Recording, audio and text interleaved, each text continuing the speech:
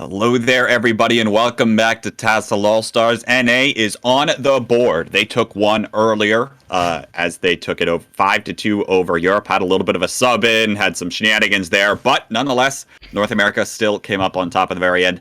But now we're heading into the second match, where we're going to see, the players that are slightly popular. I saw plenty of support, especially for Chara in the Twitch chat earlier, but the second match for the rest of the day should be interesting. You also notice we switched people around a bit because we're mixing up the commentary duo this time around, but more on that later. So we take a look at the rosters here. Who is going to stand out to you most, Ninja? All right. Do I have to go with a player? Because I just want to talk about all of NA2, honestly. I want to talk about... No, I'm not going to go over them one by one, but I mean as a unit. Because I feel like people are pointing to NA1 as the FT win team. But honestly, I'm looking at NA2 as the FT win team. Because they've got a really similar composition and style. They've got Shak, Biscuit, of course, and then they're teamed up with Ant and Chara. So Shak, Biscuit, and Chara. I feel like support is a very generic role. Ant's probably going to be playing pretty similarly to Bursty overall. Maybe like a says. Then you've got Shak and Biscuit. They're just straight up on FT win. And then you're just throwing in other kind of less painting aggressive weapon. So that really, really does feel very FT winish to me. Chara probably doesn't have the, super hardcore aggression that Kyo does, but, regardless, I think that it's going to be a very FT win play style, and that's why I'm really interested by NA2. See if that comes true, or if I'm just completely lying and it can't sound crazy. Yeah, I mean, we'll have to see. Of course, I should comment on this, by the way. Ant just decided to take my Twitter profile picture because he's in the background of that one. In case you all don't know, Ant was the one standing on stage at Genesis 7 playing for Sayonara. Yeah, he stands up when he plays, by the way. He stands up when he plays. He stands up when he plays with himself. He plays rock, paper, scissors with himself. What interesting both. And 1870 TBH, by the way. Just fantastic there. But anyway, we already talked a little bit about North America here. Toby, you want to talk about the European boys? Try to defend your region. Yeah, I mean, look, we've got the resident coder, the website maker, the bed enthusiast, the bold man extraordinaire, Sendou, coming out for EU. So love to see us a bit of that coming through. We got Volty Carbone, the carbon roller one trick. Well, was carbon roller one trick who. Absolute pain in everybody's side. So gonna love to see that one, and of course Hypnos. Everybody loves a bit of Hypnos, on that backline. Incredible charger player, pretty good on the C-Jet too. So a balanced team from EU. Tough team to fight against. They have got a really tough opponent though. NA is a strong lineup, I would argue. This is going to be another tough match for EU, but I've got confidence in the boys. I've got confidence they can do this. They can take it confidence. Home. Oh yeah. Well, you had confidence last time around too. May I remind you? There's John's for the last map. I can. Okay, there's John's. Yeah, router diff. All right, Rissa, what are your thoughts here on the match? I think when I think about all the individual players on both teams, actually, there's so many standout people. I mean, they all stand out really, but thinking of matchups too, how will Biscuit, who is technically the anchor, but who plays really aggressive. It'll be interesting to see how that goes against Volty, a carbon roller who's just runs forward, super aggro. Hypnos known for the Jet Squelcher, who always bringing out Stingrays, but playing that role so well with that Jet Squelcher. So I've seen Biscuit switch onto Jet Squelcher too. So there's just so many questions I have, for weapon picks, for things like that, and how these 1v1s are going to play out too. This one on Twitter, everyone picked North America with 61% of the vote to take this set. Matt, since you're the one not casting, I'll give you a stab at a little bit of a prediction here. Who do you favor in this match? Okay, I feel like I have to say NA. I don't want to say NA. That's not who I want to say. But I kind of feel like it's only fair. And it's justified when you look at the team. I do think that EU's going to come out strong. They'll have some maps that they do really well on. But I think at the end of the day, it's going to come down to it. And they're just going to roll over them eventually. I don't mean roll over as a 5-0. I mean, they're just going to find their maps, they're going to find their footing in games, and then they're just going to start steamrolling. I don't want to say that. I feel disgusting saying this, but just looking at these teams, I feel like I have to give it to NA. Well, we are going to have to see if that's the case. You know, one of the things for me, as I look at especially the European roster, is that there's going to have to be some adaptations in terms of what they like to play. Because if you're thinking, like, what are these players known for? You're thinking probably Sendou playing the Ten Umbrella, Gray playing a Rapid, Volty playing the Carbon, and Hypnos on Bamboo. Where's the paint that you're going to have, you know? Now, granted, Sendou and Gray both have been known to kind of flex over to the NZAP, so we'll have to see if that comes out, I think. But the interesting here also about the European team in their map selections that they're coming into this, 3 out of 4 of their map selections are all Rainmaker. Matt's facepalm, because in the reveal show we talked a little bit about this more. You said you didn't want to be playing Rainmaker into North America, but obviously, you know, Matt's had his stab on the matter. Rissa, I'm coming to you. What do you think we're going to see out of Europe? What do you think they're trying to go for here? Honestly, I don't know. Like you said, Sendou and Gray both have been known to play support roles. So, but also switching over to like things like the Rapid, the Ten Umbrella. So in terms of Rainmaker for EU, I'm guessing they're going to try and use Volty's aggression and fast-paced playstyle the best that they can to make Rainmaker happen really fast. So that's my guess. That's my guess of their thought process, but we're going to have to see how it plays out. It's going to be a fast-paced battle as we're about ready to hop into this one. It's the second battle between each region, North America and Europe, as we get set for another best of 9. I'll send it over to Rissa and Toby, who are going to be your casters for the set. Thank you very much, K-Bot. We're going to be taking this one away. We got NA2, EU2, another pretty hype set. In fact, all the sets today are going to be really hype. And we're going to be starting out on Rainmaker Blackbelly. So definitely an interesting pick. I'm going to go towards this being an EU favored map. I mean, I believe it is the EU pick. So yes. I'm definitely looking towards this, as this is going to be Volty's map. We're going to see something explosive coming out from Volty here, especially in that mid. I'm interested to hear what you think about this one yourself, Rissa. Yeah, I was actually looking at that too when I saw that this was the map that Sendou picked. So I don't know if the team like talked together to plan out like maps, or they each individually picked out the own maps that they want. But I think I gotta say, I think we're definitely going to see Hypnos's Jet Squelcher come out. And then in terms of, I'm not sure how Gray and Sendou are going to play this out on their end. And I just have so many questions about, you know, seeing what weapons these teams are going to have come out. But I'm guessing they're going to EU's going to try and use Hypnos' Rays along with Volty's ledge goblining, I would like to call it, to try and just play this really fast. That's what I'm guessing. I love that ledge goblin. They got the ledge goblin. They got the bold goblin. In fact, they got a goblin team. You know, they got the ray goblin. It's a good combination. Maybe EU's just the team of goblins, and NA trying to stop that. Actually, going on about NA, I like seeing some Shak attack. We're gonna get some Shak action.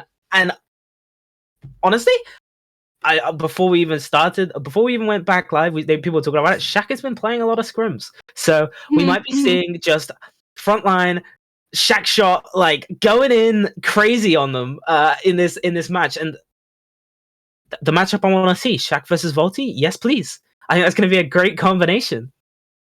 I think so too. And as the match looks like the match is about to finally start here, we are headed on to game 1 of Group 2, Teams 2 for TASL All-Stars. So we're seeing the teams come out here, and as we get to take a look at what weapons we're seeing on the side of NA, I'm actually seeing, okay, so I like that we're seeing Biscuit coming out on that Nautilus, and then actually a Squeezer. Was not expecting that. That's a fun pick, and I like too that we're seeing the double NZAP on the side of EU.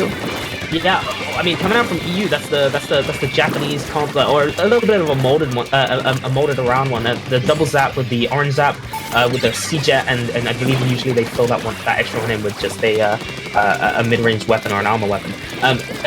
Honestly, a little bit of a slow start from both teams. We do know that Ant does like that Squeezer, but at the moment the bubbles, it's just been kind of a delay. EU picking up that Rainmaker, they did lose Volty early in the fight. Sendou does go down here, so Biscuit with a really crucial pick that's going to slow down this push. And NA looking for that mid control already, just off of the back of that one. Yeah, NA doing a really good job at taking advantage of that situation that played out there. So EU grabbed the Rainmaker, but NA was able to capitalize on stopping the Rainmaker, but also just kind of rushing into mid and making sure that they have mid control as the Rainmaker resets. I think thinking ahead like that is really, really helpful. So they did that really well, and they played that out very, very well. Now, NA is going to go ahead and armor up here as they grab the Rainmaker. They do have to be careful, though, because that Stingray coming out from Hypnos is at the ready, and Hypnos is using it. But as Hypnos was using the Stingray, someone, I didn't see who it was, went up and got that pick. So this is a push for NA. For a second there, I was concerned. Volty and Sendou had both dropped down, and the Rainmaker was just running it, but Volty with that incredible vertical flick to slow that one down. NA with an incredibly strong position here. I mean, I say that, but this is Blackbelly we're looking at, right? Blackbelly is a map of swings and roundabouts. Look, a push to 17 is not a safe push. You're only safe if you knock it out. The Ray coming out early from Hypnos here to put some pressure onto mid. Shak gonna back off, definitely making some space. We're gonna see Gray and Sendou and Volty here trying to take that mid. Volty looking for looking to become a ledge goblin, it seems, but not quite getting there. I think the paint coming out from NA has kind of denied him a little bit, and he's kind of been struggling to find those angles on the enemy team, and it's looking like they keep trying to push it through this left, and with those bubbles has been slowing it down completely. Yeah, Ant has just, each time we've seen the Rainmaker come this way, Ant's bubbles have been at the ready. Looks like a nice pick there on Ant, speaking of Ant. And it looks like EU here is going to try and just stall out this left side of the map as they do pick up the Rainmaker. We're seeing Volty trying to push up with this armor, along with the Stingray, trying to push up to get those picks, to get their push going. They have their points to under 55, and as Volty pushed up there, it looks like Biscuit was able to capitalize on taking Volty down there, just backed up a little bit, was able to get that pick, and then that kind of started a chain reaction for NA to be able to stop EU. So now EU is all coming from spawn here. It's their turn to be on defense. Yeah, a bit of a slow start for EU at the moment. They really need to come out of this with a bit more explosive action. They have kind of a bursty comp with that paint, and they need to utilize that. They've been kind of letting Ant walk all over them with those bubbles. Obviously, Squeezer was a bit of a unique pick coming out, but he has been known to play it before, so perhaps they were ready for this. Chara taken down early, which is a huge pick for EU. Volty in a strong position. That was a beautiful bomb from Volty there. Great burst bomb. The auto bomb rush is going to come out. Not the most impactful special, but definitely annoying. It's going to cause some pressure on NA's side as EU ramp themselves up for another push. Yeah, EU here trying to get in a good position, though, as they were getting in that position to be able to push up. They have to back up from Biscuit's inkjet, from the bubbles coming out also. I mean, they are really having to play this carefully and make sure that they don't die to these specials. So, looks like Sendou's trying to be the one leading the charge here to protect the Rainmaker carrier. And as EU is starting to push this too, their Stingray went down. So this is kind of just staggered as they're trying to slowly push up and get points on the board. Yeah, great inkjet there coming out from Biscuit as well, just to clean up the rest of EU. NA, another attempt at a push here. They're just catching out the stragglers. Volty caught out. That's a huge delay. Not great for Team EU, and they're just gonna have to. They're gonna have to wait. They're gonna have to regroup. Hypnos is gonna have the Ray for this next fight, but that's not gonna do too much. If he buffs this early as well, I see what he's going for. He wants to early. Yeah, he wanted to deny that, which is a pain in the ass on this map. Like there's a Rainmaker denial spot. It's cheesy. It's cheap, but it is incredibly effective. Especially for Team NA. They do manage to stop it when he gets up there, which is an opportunity for EU to deny that. But Volty needs to get a lot of effort, a lot of work here. They have taken out Chara, and EU do have an opportunity, but Inkjet's coming online, missiles coming online, bubbles halfway. This is going to be a tall order for EU to take this one back. Yeah, and notice it too, it's Hypnos who grabbed the Rainmaker here, so that means no Stingray, and those Stingrays are so detrimental to pushes on this map for a Rainmaker. So, and Chara too left that Rainmaker in that really awkward spot for EU to be able to try and get to in overtime. So I think that just the way that NA played that out was just really smart, and they were thinking like 10 steps ahead every step of the way. Yeah, really good play there from NA. Honestly, just the denial on the pushes. It was, to be fair, on EU's side, they did not let that Rainmaker get too far in. We're talking about Blackbelly here. This is a map where a push to 5 all the time. Like you're seeing it in most games. Yeah. But it was good denial from NA. They had great defensive specials for that, and they really shut them down. That being said, we are going to be moving on now to TC on Musselforge Fitness, which is the NA pick. But much like the last map favored NA, even though it was an EU pick, I feel like this map favors EU, even though it was an NA pick. Look, Hypnos is a really strong charger player, and honestly, I think the angles, the lines that he wants to run here could be incredibly strong. I'm interested to hear your thoughts on the topic. Yeah, I think that if Hypnos does pick charger, I think I could see a really good purpose in that. Something else I think will be too is that Volty's carbon roller. So I think just being able to drop down, because the tower on this map goes in kind of like weird angles, I want to say, where it's like underneath, so the carbon could just fly down at the tower and just get those picks. And I like it. I'm thinking about back on what we saw from EU's comp just now too. We saw 2 NZAPs, the orange NZAP and just the regular armor NZAP. So my guess is that they were trying to go for a comp with good specials, but also weapons that could paint for Volty. So I think that on that last map too, NA did a really good job at just kind of keeping constant paint, so that way it just made it that much harder for Volty to be able to push up. So this map isn't quite as big, I want to say. So, maybe there's more places for Volty to be able to hide around. We're gonna have to see. Yeah, definitely. I mean, I think you're right about the angles, especially on a map like on TC. TC is just, it's so snaky. It goes all the way around and underneath. A lot harder for people to stay on the tower. It goes right by spawn. You jump down, you just spam the tower with bombs, burst bombs, everything for that second checkpoint. You struggle to get through. So I'm interested to see how that one comes out. I'm also going to highlight maybe Gray, perhaps, or in fact Gray or Biscuit. Biscuit maybe on the inkjets is going to be an absolute pain, especially towards that mid. Going to put a lot of pressure on the snipe. Going to put a lot of pressure on those underpassages, on those trenches, as one would say. And also from Gray, maybe we see the Crapid, or a rapid of some variety. I know he tends to pick that as a niche pick occasionally, not all the time, but he does pick that. And being able to bend his shots around angles, right? Because that's one of the people don't really talk about it, but the rapid has that incredibly long shot distance, and you can kill people from around corners. And I don't, it hurt. It's painful. I don't like. Rapid is one of my least favorite things to fight as a backline, because it's just so big, especially Rapid Pro, because it's just such a pain, especially in ranked. But we'll see that coming out. We're just waiting now. Ant's going to reset his router really quick. So we're just waiting for that one to go in. No DCs. No DCs this set, please. We don't want to see that. Your cat? Oh my god, that's so cute. I swear, she knows as soon as I start talking, or the camera's on, she's like, "Hello, I'm here." Wants to come in, just jumps on the back of the chair. But that's our third caster. What's your opinion on the set versus cat? Any thoughts? I don't know. I don't know about the. I think that was an NA vibing for NA here. Maybe I think so too. But ready spitting facts. Wow. Honestly, should have versus cat on for the co-cast more often. Definitely up there. Absolutely.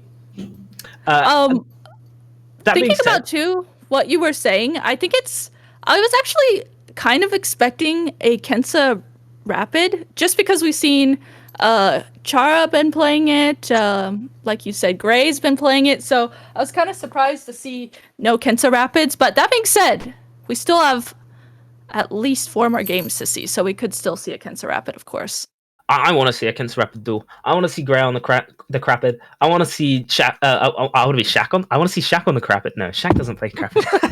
But I do. I mean, I'd like to see Shak on the Crapid. I think that'd be funny. But Chara maybe on the Crapid. Maybe Chara can show us all those torpedo lineups. I don't know if you go on his Twitter often, but every now and then he'll post a video of him bouncing a torpedo off of the side of a wall to get it into a really awkward spot, and it's like, wow.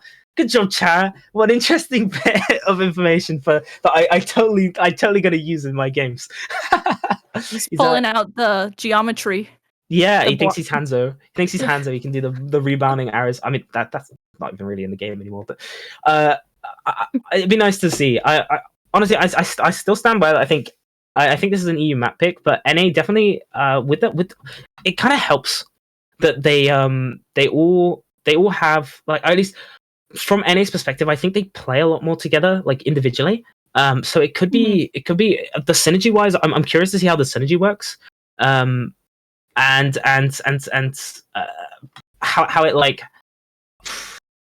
how that affects the course of the game, right? Because EU's a tight knit community, but NA is even tighter. Everybody all of these players are +1 players. They all play together constantly. And it's just interesting. It's just interesting to see, especially off the back of last game as well. I think the NA crew, especially with that Starburst frontline, was a lot tighter knit, and a lot of their players seemed a lot more team based. I think we mentioned it as well. It seemed like it was the pieces on the board for EU that time were strong, but the cohesion wasn't there. I'm seeing I feel like I'm going to see a sort of the same trend coming from NA this time around. It feels like NA are a strong, like they play together. They play together a lot, and I want to see. I want to see it. I just want to see it. I just want to see what they do when it comes to that. I get what you're saying. Like a lot of times, the NA top level players, like they sub for each other, right? So like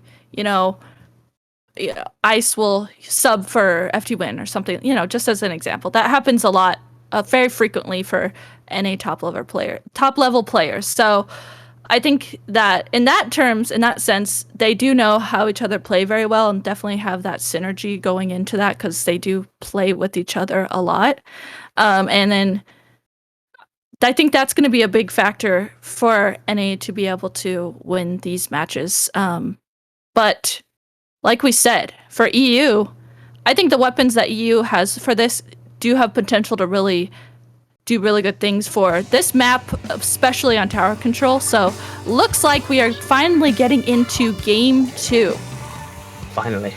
It took a little bit of time for Ant to get that all together. Hypnos is going to be on that bamboo, which is interesting to see. And they're sticking with the double zap. So they're really trying to force that one in. Even after a bit of a lackluster showing in that first game, perhaps they have an idea that they've been just practicing this, and they think that they can bring it back. Obviously, again, one map does not dictate the whole set.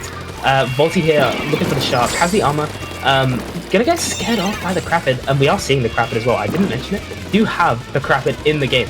Bit of a slow start for both teams, but we'll see how this one develops over time.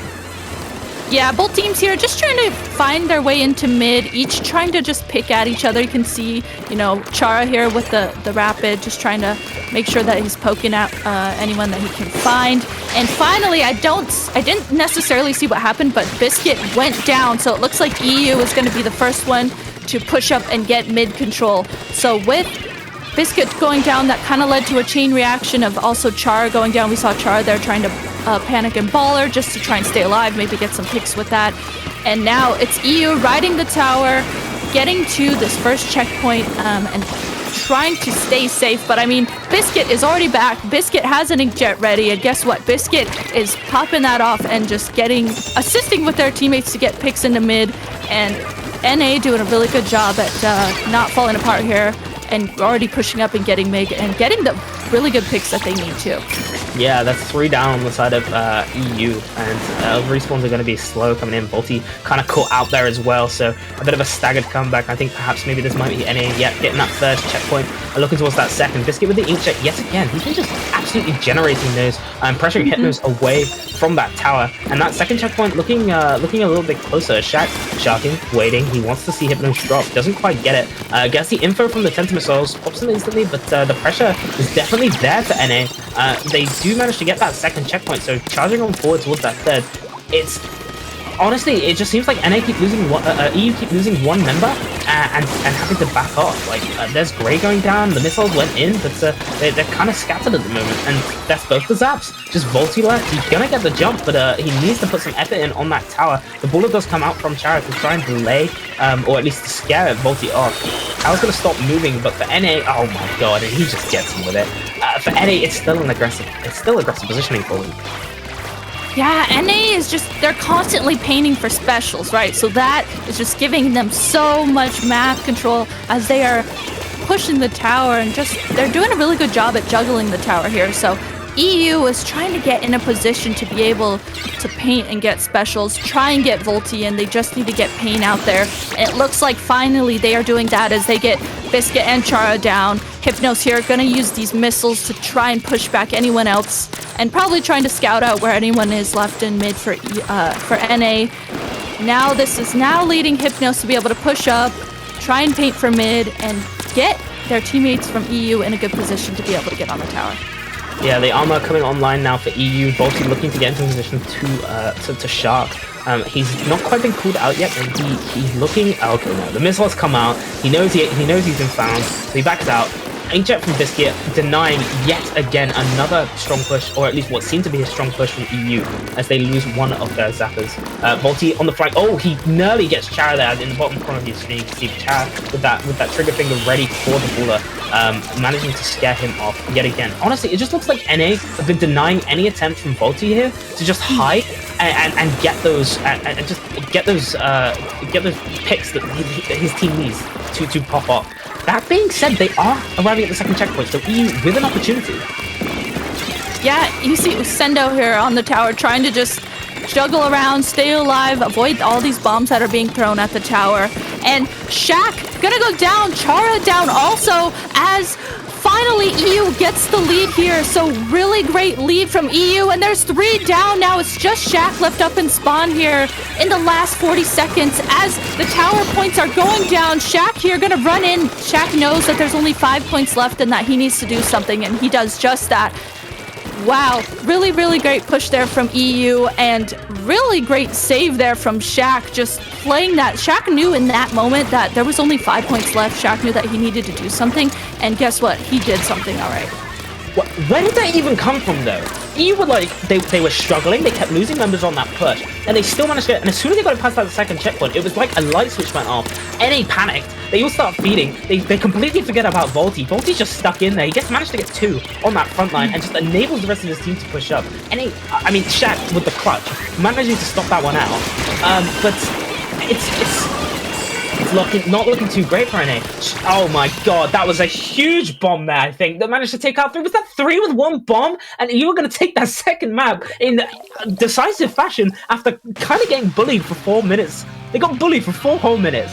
Slowly pushed the tower past the second checkpoint, and then just instantly get the lead, and NA is just sat there like mod check, what's going on? Like, you know? Incredible play from EU.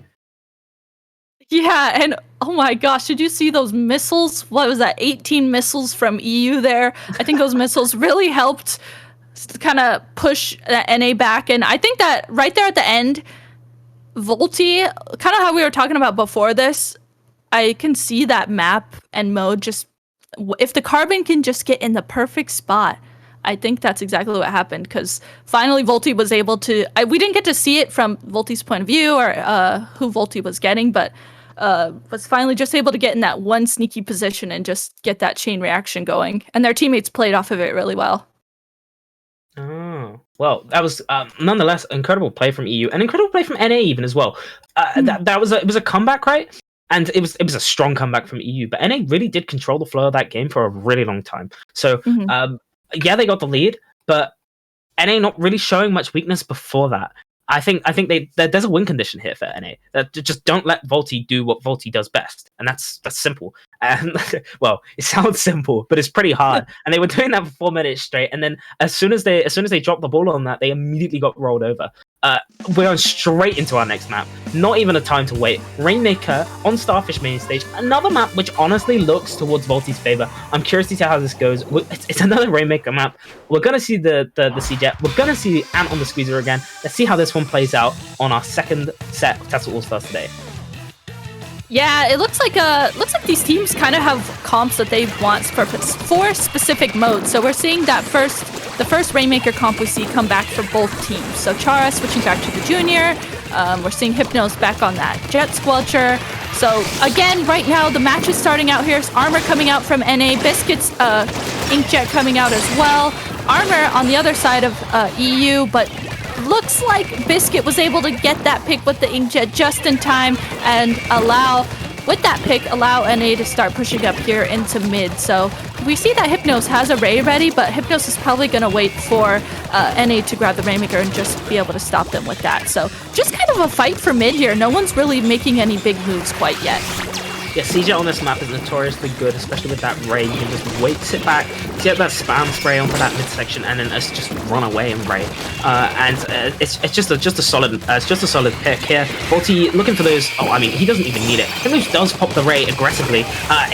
It scatters NA. What is that speed? Does Gray just have swim speed up only? He just absolutely zooms into NA's base. Down to 17 already, and the pop as well coming out. He wants to finish this now. Yeah, they do. They took advantage of that situation ASAP. I mean, they ran with that and ran through Hypnos' Stingray there. So that was a really great push from them. Now, finally, NA doing a good job at getting those picks, getting in mid control here. And looks like they are going to let the Rainmaker reset. Though Volty, nice little pick there on Ant there as both teams try and kind of just rush into mid. Sendou actually flanking with the end zap. Okay, Sendou, we see you. Pop it off with this that end zap. Oh my gosh. He's nuts. He's crazy. Going in. Sendou diff. I think we got the Sendou diff. I mean, it's been Volty and Sendou. It's been all of the members of EU. They've just been going nuts on this one. They do lose 2 in the backline. I think that was a great flank there. Hypnos kind of caught out the Rainmaker. He just kind of has to go in and just try. I think at this point, doesn't quite get away with it. So the Rainmaker is going to spawn in a weird location. You can see Volty there on the map. He's waiting. Shak calls him out with the Tita missiles, but definitely an aggressive position that could come back to bite NA in the ass here as they take that mid control. The Ray not quite online yet, but it's looking like NA are going to wait for that Rainmaker to reset before they even try to make a push, and that's too long to wait. The bombs come out, the spam comes out, and you see the Rainmaker respawning, and they want that mid control back, forcing Shak and all of them off of the zone, and missiles going to have to be expended. Inkjet's going to have to be expended just to hold this mid control. But they do manage to take out 2, so NA with another opportunity here.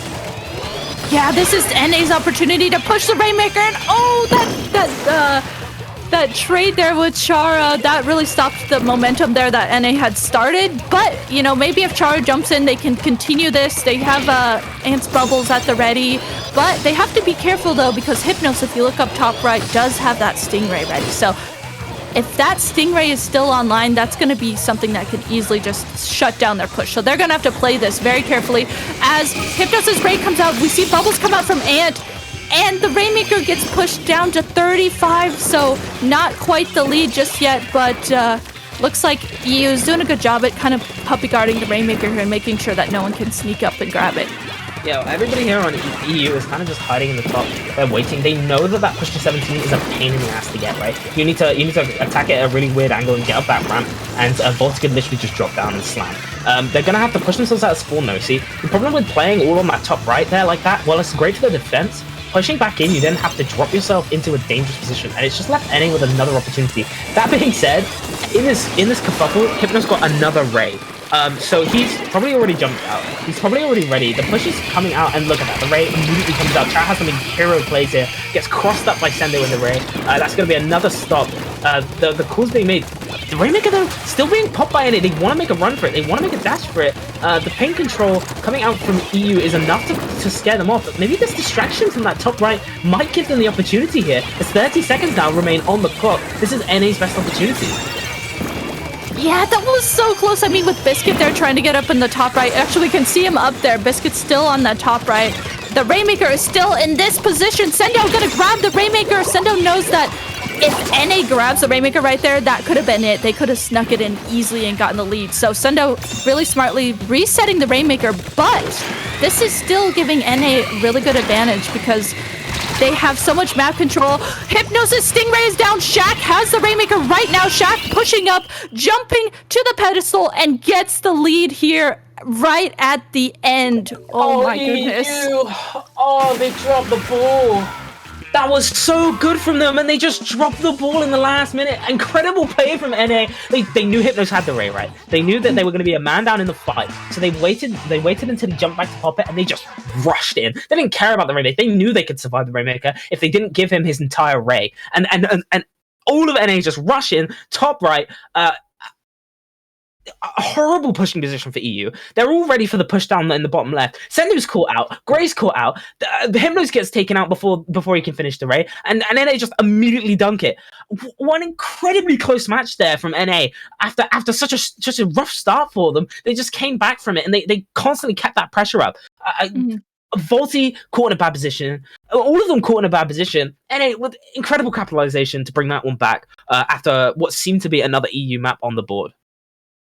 Yeah, I think the situational awareness there was so good. I mean, Sendou did reset the Rainmaker there, so for them, that was really good in that moment. But then that kind of NA was able to capitalize on just having a lot of map control and Biscuit being in the top left. No one really shut down Biscuit there, and they just the situational awareness to be able to recognize that situation and just rush up played out so well for them. So if they can keep doing that, then definitely there's potential that they can, take more games like that.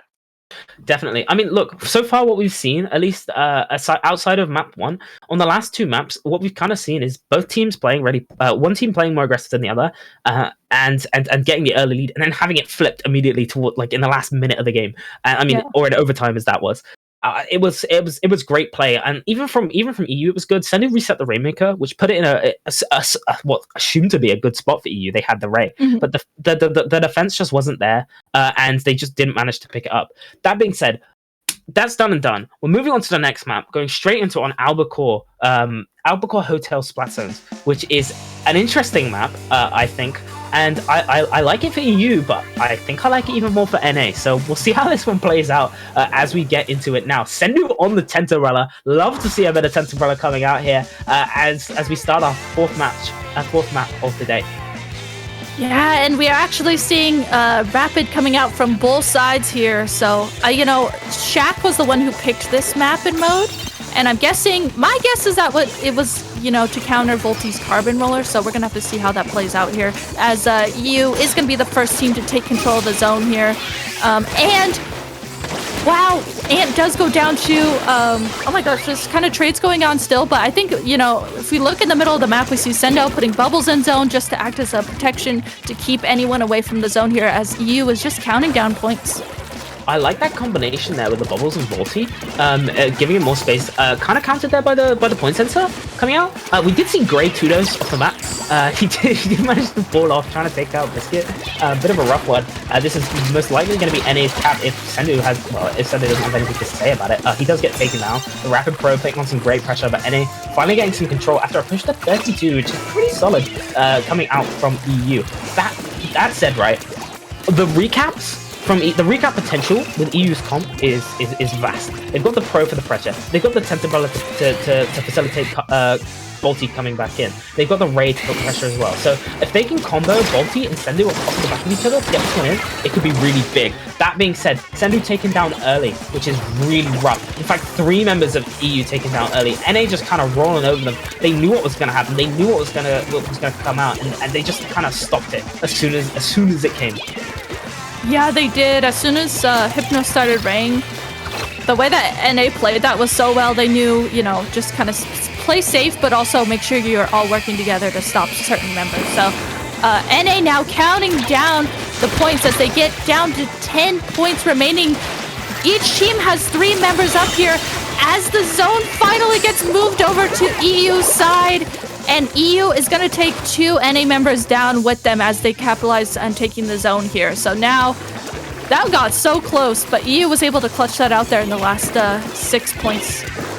Sendou is amazing.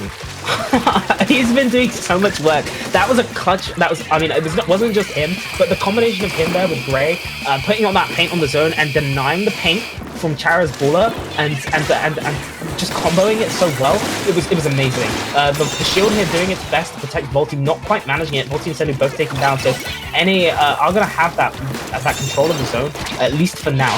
Chara and Grey in a bit of a battle here. Chara has to back out. He knows that his baller's not gonna get much work there, and he doesn't want to lose that to the team fight. Armor does get popped from EU, so a fast retake perhaps from EU. Chara taken down by the Ray, huge from Hypnos. The rest of EU collapse in.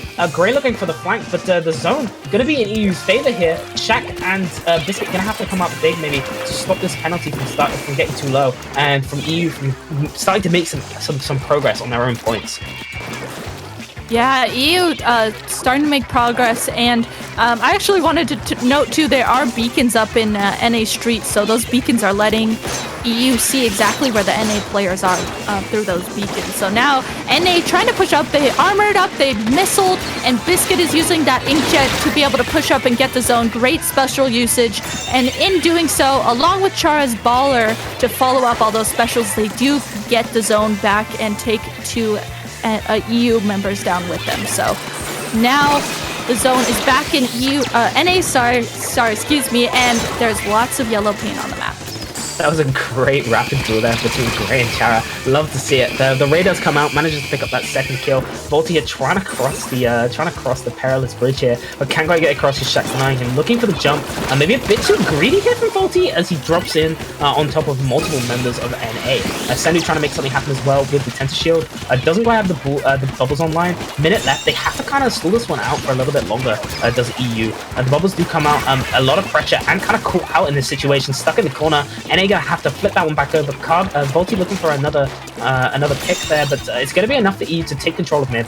Maybe not taking out Biscuit, which is kind of crucial here because Biscuit's very close to that inkjet, and for the most part, NA's retakes have been relying on Biscuit getting these amazing picks that he always manages to get with those inkjets. Yeah, the inkjets paired with the armor are something that's really, really helping the NA be able to push in and get the zone. So we saw finally we're seeing the armor, the inkjets, and the missiles. They're pairing those together so well to be able to push into the zone. And Wait, no! Oh my god! Oh, the choke! Oh no! Oh my god! I can't even break that down. That's just rough. And it had such a great attempt at the take, but they didn't have the paint. They choked it. I can't believe that happened. They saw that Biscuit was like close up at the ready with that inkjet, and then I saw Volty throw the auto bombs at Biscuit, and that pushed Biscuit all the way back. So that just really staggered NA being able to push back into the zone. And I was like focused on the special usage. I didn't even realize that the timer went down like that. That was crazy for EU to be able to just keep it like that and push everyone back. I didn't notice it until I saw Sendou's tent going through the zone. I was like, wait a minute, that zone isn't yellow. What's going on? I look up at the timer and it just goes. I just, that hurts if you're NA. That's rough. Like they picked this map to counter Volty, and they did counter Volty. He really struggled to get any kills, but that doesn't matter if Sendou and Gray pick these long range weapons to just deny them this zone control. And Hypnos as well. They picked the map to counter Volty, but forgot that there are other members on the EU team. And then for NA, it just kind of crumbled for them, and that was really good, honestly, from EU. Incredible play.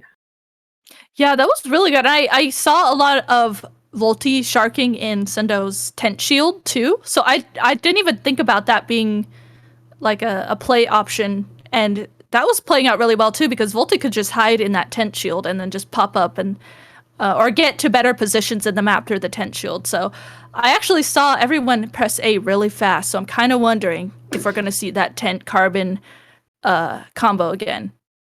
I want to see it. I do want to see it.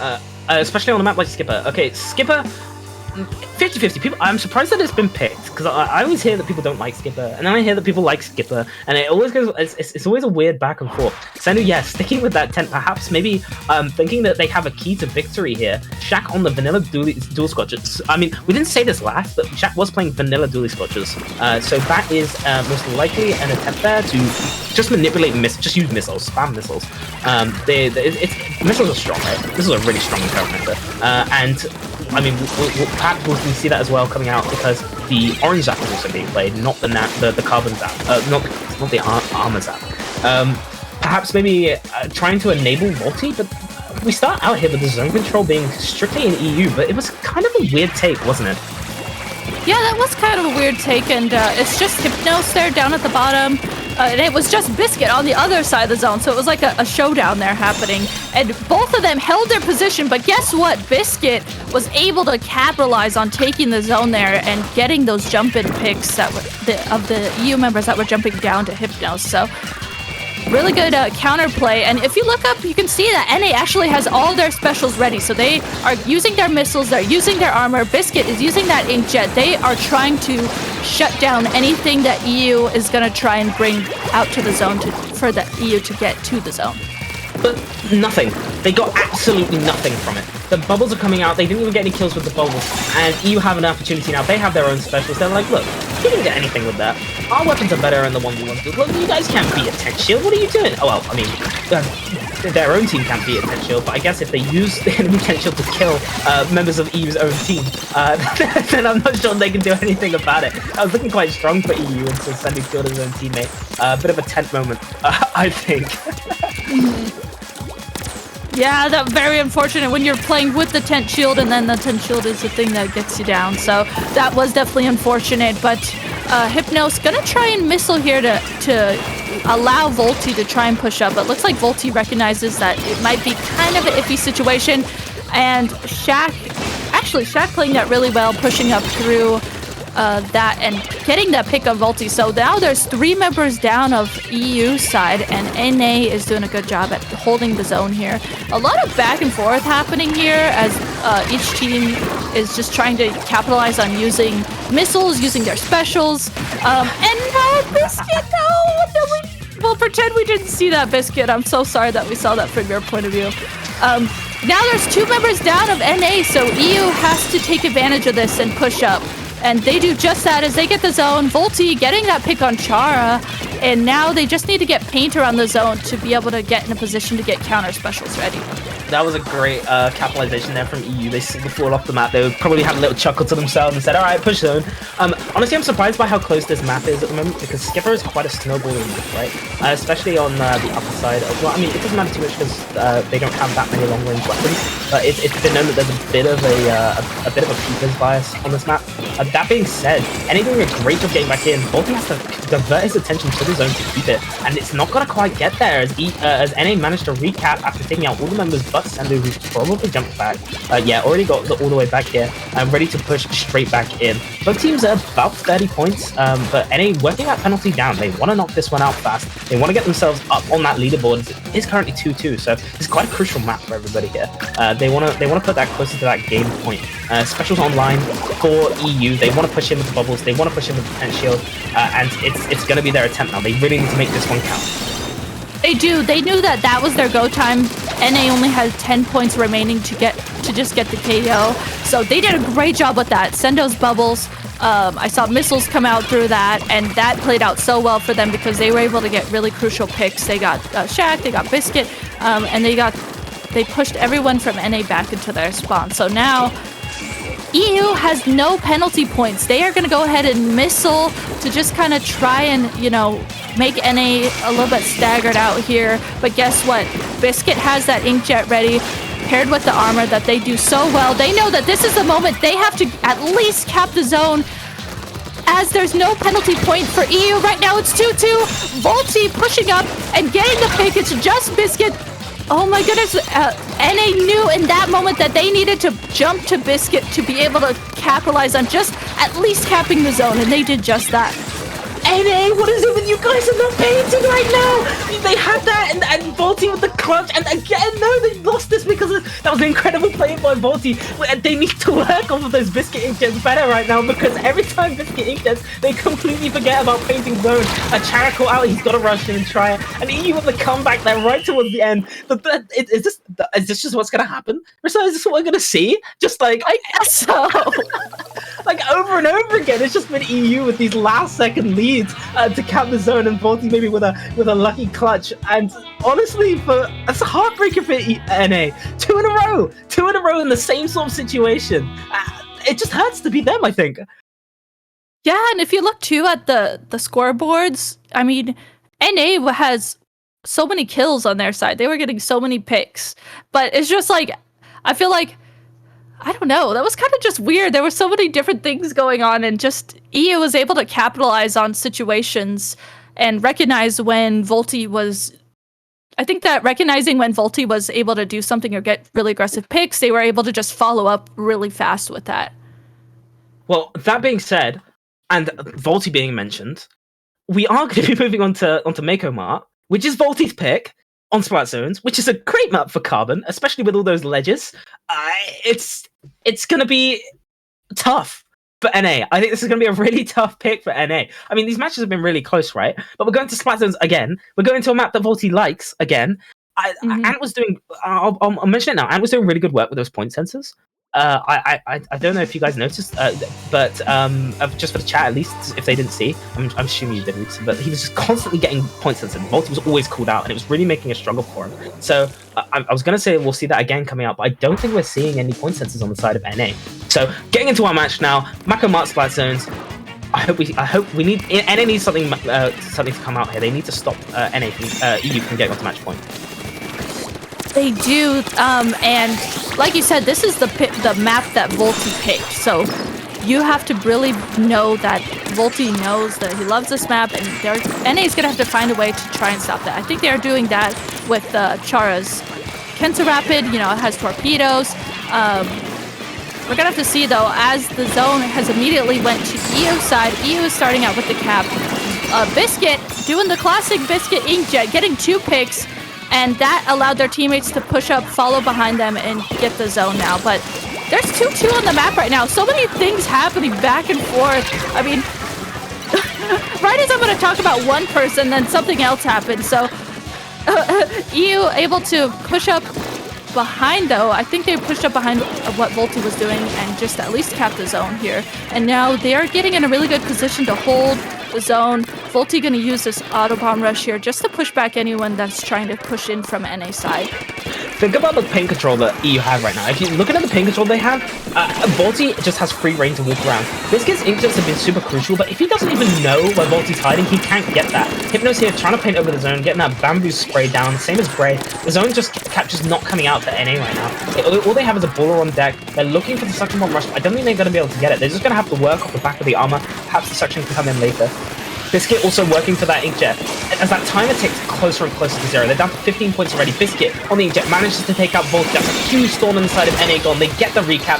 Hypnos does, Gray does take him out, but that is a 2v2 situation now, and it's looking like Gray's been left in the zone alone. He has to fight a Kraken, but does that? I was gonna say that doesn't even matter for him, but Chara just kind of nuts on it. Just outplays him with that. Incredible play there. Not that it matters too much, because EU again with the zone cap, and NA really struggling to get into this one.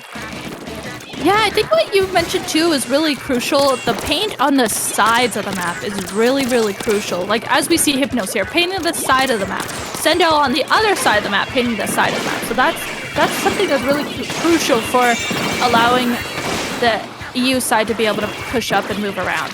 But NA here actually going to go ahead and capitalize on getting the zone with Biscuit's inkjet. Chara pushing up with that Kenta Rapid, just acting as a kind of just a pest, just getting those chip damage, allowing their teammates to be able to push up through that.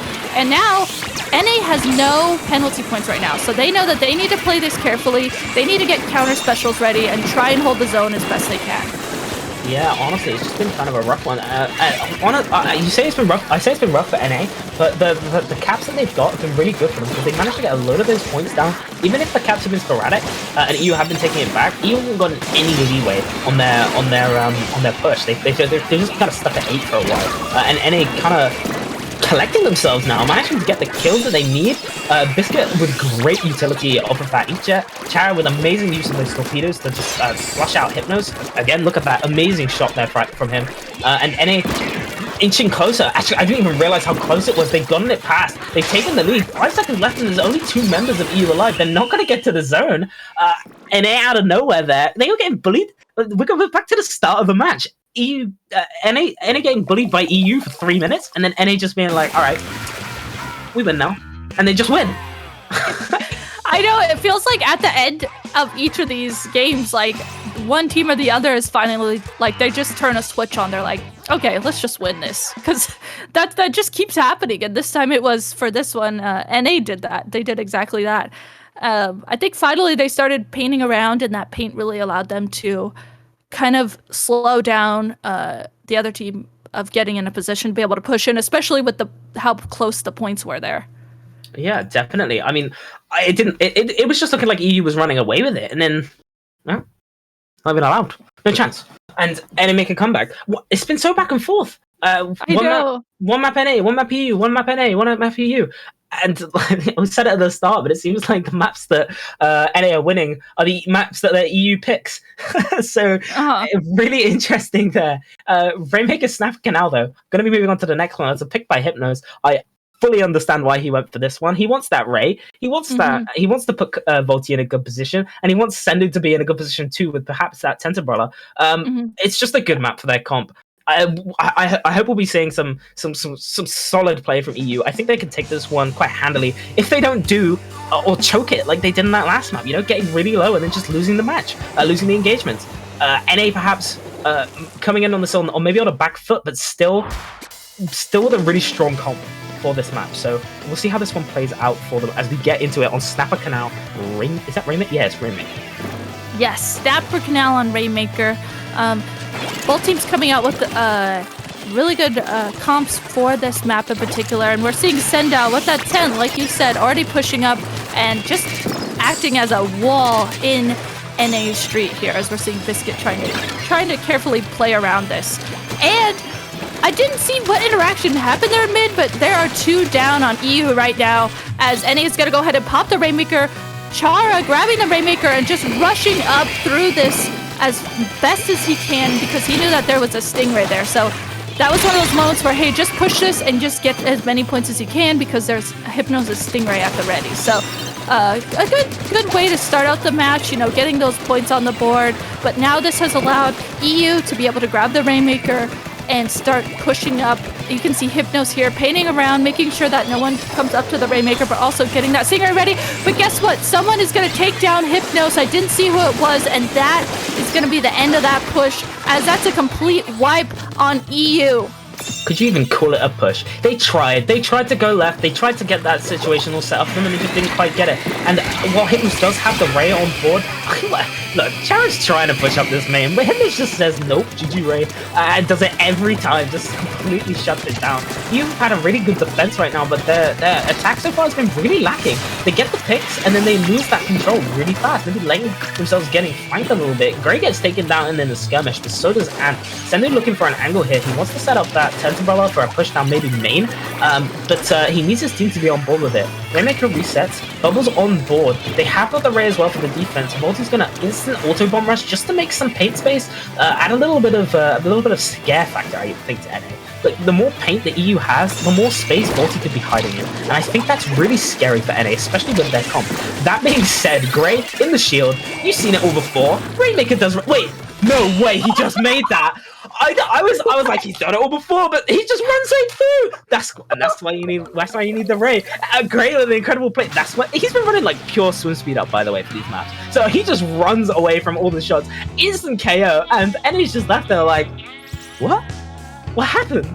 We had a good defense. 10 bubbles. What? Oh my gosh, I think that NA was playing that pretty much a lot on the left side of that map, and you know, you recognizing that they can just push up through the right side instead. And the tent shield, when there's a Rainmaker going through the tent shield like that with bubbles, that's so hard to get to. So that I wasn't expecting a KO, but I was definitely expecting lead, so that was really cool. I thought it was going to be a lead, and then he was just going to get caught off. There was so much paint flying at him that I was like, oh, he's done for. That's it. That's game. But he just escapes. He just gets out of there and just goes straight to the podium. Unlucky for NA. Definitely not feeling too great about that one. And now we have EU on match point. It's 4-3, and they've been able to bring it back every time so far to tie it up. They brought it to a 2-2, then they brought it to a 3-3. They need to win this one. It's game point for EU. If EU take this one home, it's theirs. That being said, it's a map pick for Anthony. Ant 1870 TBH. This is his choice, right? TC on Inkblot. He wants that. Perhaps he wants to enable for some squeezer plays. He has been playing a lot of squeezer this time. I want to see it come out. And EU perhaps looking to shut this one down. They think TC, hey, we've got a rapid player. We've got a carbon player. This is a great carbon map. This is an incredible carbon map, especially around the mid. Those stacks are a pain for people to fight against. I'm curious to see how this one's going to go. I'm somewhat favoring towards EU, to be honest. Yeah, I can see why, and the match is starting here. I immediately was like wondering if Hypnos is gonna pick Bamboo or Charger or C-Jet, so I will see here in just a moment. But I can definitely see Carbon, with all the ledges and the stacks on this, Carbon just being such a nuisance here that NA is gonna have to take advantage of. So we are seeing Hypnos coming out on the Bamboo, the double zap coming out again for EU, and then on the other side of NA, we're seeing Shak actually coming back with the Kensa shot we haven't seen in a couple games, and on the 96 gal. Actually, kind of weird how much 96 cal representation we've seen within this set and the last. People genuinely picking it as a viable option. I mean, maybe I'm out of the scrim loop, but I didn't really ever think that it was that strong. Sendou taken down early, Volty taken down early, Shak also down, but that's an advantage for NA. Biscuit does have the Inkjet online, is going to pop it, looking for that pick on Hypnos perhaps, wants to enable for his team. Ooh, looking for Grey also. Not quite getting what he wants though. Volty caught out, but not the greatest Inkjet from Biscuit that we've seen so far today, and that's might be giving EU an opportunity to push back in here. They have got the missiles for the tower. They are going to pop those. That's a 4-man missile, I believe. So it's going to be huge for the delay. Going to give an opportunity now for EU perhaps to stabilize. They've got all their members back in. They've got that tower retreating back to the middle. NA has control, but EU perhaps looking to take this one back fast. Yeah, EU, it's just kind of like both teams are kind of stalling this out right now. One team with the other, just waiting for specials, waiting to get that pick. We're seeing, teams use their specials, but we haven't really seen any solid picks come out yet, as finally a pick comes out on Volty. So this is allowing Chara to push up with Shak through this baller, just acting as a distraction, following up with Shak to be able to follow through with that. And a nice pick from Chara on Hypnos. That is causing quite the chain reaction here, as NA is just pushing up so aggressively here and just picking anyone they see in their path. This is what they needed. They needed to get this, and that's Volty and Hypnos taken down in a delayed kill there. Grey coming on the respawn, wants to delay it himself again. Bombs are going to be thrown in by Grey and Sendou. They want to slow this one down. That's not going to stop the last checkpoint, though. Chara just destructing with the baller. It's a pain in the ass for Sendou. He can't do much. 3 members go down. It's just Hypnos. He gets the clutch kill on Chara, but it's not enough, and touches the tower, pushes that one in. That's a knockout for NA, and we're going to a game 9. Wow, that was a pretty demanding performance from NA. And for the longest time, we saw, one team missiling the other, a lot of missiles happening back and forth. And finally, once they got that one pick on Volty, it was, I believe, they just immediately took advantage of the situation, pushed up, act so aggressively, and were able to just get the KO. And that was really impressive.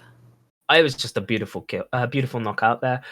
It was a good response to the last game. They didn't want to. They didn't want to see, like, you know what happens when you get knocked out. You're just like, it kind of bums you out a little bit, and they just say, "Hey, I don't care. I'm gonna knock out as well." So NA with a good response. Final game is a K-Bolt pick. First K-Bolt pick of the day. It's gonna be Splat Zones on the Reef. Now, historically, we've seen, for the most part, I think it's a 2 to EU on the Splat Zones here. So it's a 2-1 on the Splat Zones so far. So EU perhaps with the advantage here. They also looked really strong on Mako, just with a little bit of a drop towards the end. NA coming in and taking that one on that Mako map. Reef feels like it might be a Hypnos map. Bamboo, incredibly strong on the Reef. It's a great weapon on the Reef. I'm curious to see. I mean, I assume he's going to bring that one out. But I'm curious to see what's going to come out for all the other members of EU and the members of NA. I want to hear your opinion on this one, Rissa. I think we're going to see pretty similar weapons to what we've been seeing. I definitely could see the Bamboo coming out from Hypnos here.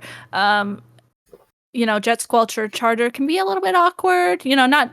But I could see the aggression and the way that Hypnos is playing the Bamboo along with Volty's Carbon has been playing out really well for them.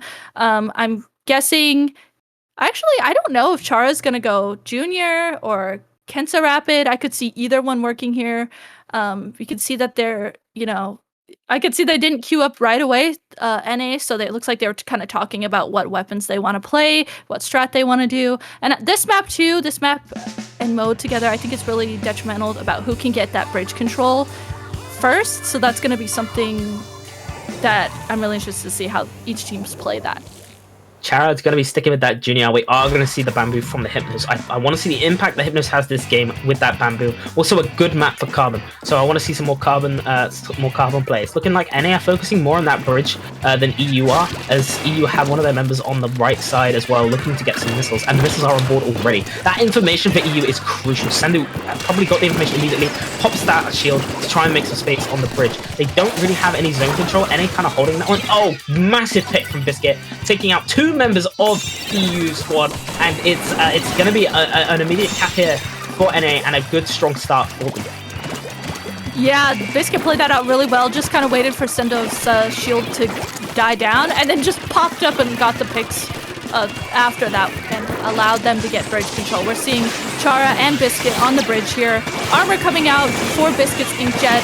I love that Biscuit, even though Biscuit was missiled, Biscuit just inkjetted through that. He knew that he had armor on himself and that he was going to be safe there. So NA doing a really good job of holding the zones and also holding that middle bridge. Finally, EU trying to get in a position to get control of bridge. We're seeing Volty trying to play around Sendou's shield, the paint that Sendou's shield is making.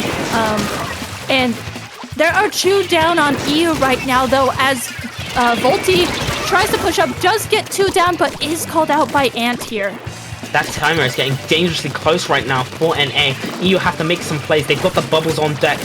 Those picks from Volty absolutely huge as they managed to get control. Even though he died, it was absolutely massive for the team. Biscuit and Ant here having to back off as EU managed to push themselves back in. Sendou there, you can see him like he's hiding on the flank. He's ready to push in with his shield. Missiles from Grey. Sendou with the shield pushing in at the moment, looking to pressure Biscuit. Does get pushed out, but incredibly positive for him. Biscuit looking for the bridge control, does have the inkjet on deck as well as the armor.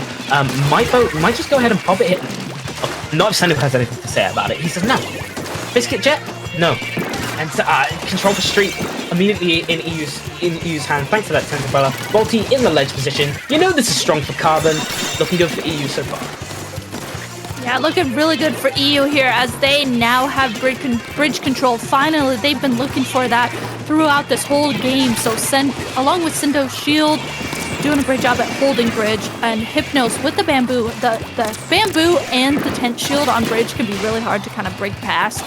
We're seeing NA trying to push past that with Biscuit's inkjet. Looks like they were, and EU was distracted by that inkjet, and that allowed NA to come underneath the zone and take both of the zones. And now, as NA did cap the zone back in their side, they do have 1 down, and they have to play this really carefully because guess what? Volty is in their street, hunting them down through the paint that's there, and now there are 2 down on NA's side. We can see EU doing a really good job at painting up around the map, just painting everything they can to get in a position to hold here. Yeah, I was going to mention it myself. That paint control is immense from EU. They've got everything covered up. There's only speckles of yellow paint across the entire map. Chara pops the armor, trying to get in, but look at that. He can't drop in. He's scared. He has to paint the floor because the Volty might just be hiding there. EU looking like they're not quite painting the zones well enough as NA managed to cap those without a single person going down. And NA looking to take advantage, but they lose their Splash-O-Matic. Volty going for another, manages to take out Chara and zones straight back in EU's favor. They do have a penalty to work with, but ever so close to taking that lead off from NA after such a strong side from them. Volty with that ulti-bomb rush again to paint back up the map, to counter everything that Chara just had to put in to make it so it was less dangerous for them. And he's, look at him there. You can see him in that bottom left. Ledge goblin. He's a ledge goblin. He is. You can see him just sitting there waiting for anyone to drop down. We're seeing the specials though ready from NA, the classic Biscuits inkjet paired with the armor. We're seeing a bomb rush come out from NA as well. Unfortunately, I didn't see what happened, but Chara is going to go down as NA tried to start pushing up. And guess what? EU has no penalty right now. There are 2 down from NA. Hypnos getting that very clutch pick on Biscuit. Right now, each zone is in 1 color, so it's just a juggle back and forth here to see who can cap the zone here in this moment. Oh my god, Hypnos, you're giving me a heart attack, man! They managed to get the lead, but what was he doing? He just goes back and forth, managing to take out Chara. Shak gets taken down, and there's four left on the clock. This is big on Chara. It has to be Chara and Ant that do this. Chara's trying to delay the zone, but Volty's on there. He's ready for him. He manages to take him out, and stuck by the tree. He can't do much about it. He's in a fight with Sendou. He's being distracted as the zone gets taken, and EU managing to take this one on game 5 in a massive comeback, akin to that of the Mako from earlier. EU with a huge win on the board for them. Hypnos diff, Chara sorry. Sendou's diff, bold cam, whatever you want to say. Look, EU just came out. Volty absolutely demolishing the board there, and Hypnos as well. What an incredible match to watch. That was so incredible. I mean, I think that's something that to really highlight there too. That was really important was the paint around the sides of the map. Like EU was doing that also for Splat Zone's Mako, but it's kind of similar where you have to make sure you're painting around the sides. And this time for Splat Zones on the Reef, that played out really well for them because painting the sides of the map just kind of staggers it that much more for NA to get in a position to have anywhere to move to. So that played out really well for them. And just at the ending there, I mean, it was like Shak versus Hypnos, like kind of painting one zone or the other. And just the way that EU was able to capitalize on the situation was really cool to watch. Honestly, that was just an incredible set from both teams. Looking at the scoreboards right now, look how close it was. It was KOs all the way down for the last 4 matches. And they weren't just KOs. It was like back and forth sort of style coming on here, and it was just incredible. Both teams played out of their minds. A 5-4, it says it all. Just in the scoreline, it says it all. Incredible play from both teams. Hypnos with the clutch at the end. Volty, oh my god, that man. Did you see a Spider-Man in a round? He was going crazy on it. He was everywhere he went. They just couldn't do much about him. He was just going nuts. And Sendou on that tent umbrella. Oh my god, just the team play from EU was incredible, but that's nothing to be said about how good NA did as well. Biscuit on those inkjets, he's just nuts. He's nuts on them, isn't he? He's absolutely nuts. He is, and I really loved NA's special coordination. Just like you have to really pay attention to, teaming inkjet with armor, with the missiles, the way they did that. Like I just really liked their coordination, their special coordination that they consistently had. Honestly, just a beautiful set from both teams. I'm glad we got to witness that one, and I'm curious to see how this one's going to go from now on. But we are ready to go back to the analyst desk. Let's hear from Kbot and Matt. We're going to get a little bit more of those from those two. So let's hear from Kbot and the others.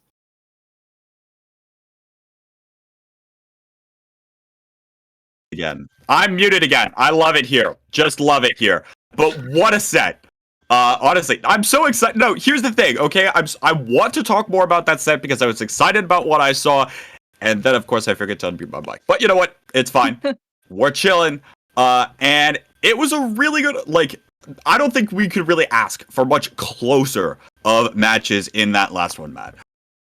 Yeah. I mean, that came down to the wire. That really came down to the wire. And what it took at the end of the day was a lot of kind of individual pop-offs, which there are a lot of. And I feel like people kept talking about Volty. Karma's exciting to watch. It's explosive. We see him get a lot of these doubles. However, what I really, really thought was amazing right at the end there was Hypnos. He won them that set. Literally, was just sitting on the zone, completely alone. Just sitting there. And he painted the entire zones alone. Everyone that ran at him just went down and down and down. At the end there, that was Hypnos putting EU2 on his back and making sure, okay, no, I'm not losing in this fashion. I'm not having a game flip on me in the last second again. We are taking a win here. Hypnos in the game 9, probably getting flashbacks to some other TASL set. He's done with losing TASL game 9s. He is done with losing TASL game 9s. He's done with that. But yeah, I mean, Hypnos absolutely went on a tear at the end. And, I think a lot of that it goes to show, even earlier in the set, it was a matter of finding the groove, right? I think for the European team, there were some times where they really found it, where everything was going for them, where they were able to get Volty in certain positions, where they were able to, work together as a team. There were some times where, things were a little bit discoordinated there for the European squad. And to be fair, that's the nature of pickups in a lot of these cases, right? Where you've got, these pickup squads coming in. But Yeah, I mean, hats off, honestly, in that set. And the North American side as well, putting up such a fight. Same goes for the North American side, right? There were times where they were able to play off of Biscuit's Inkjet very well. There are other times where Biscuit goes in, tries to get an Inkjet going, but the rest of the team can't quite follow up. And so, I mean, there's so much to unpack there, and that's probably going to be a great one to go back and watch. But folks, don't go anywhere. We've still got one more set left in the day, and it's the first teams between each region. We've seen so much star power so far in this day. We're going to see one more best of 9 set to bring it home. We'll be back with that set after a real brief break. So go get yourself a snack, go use the bathroom or something, and we are going to be right back. You won't want to miss the next one.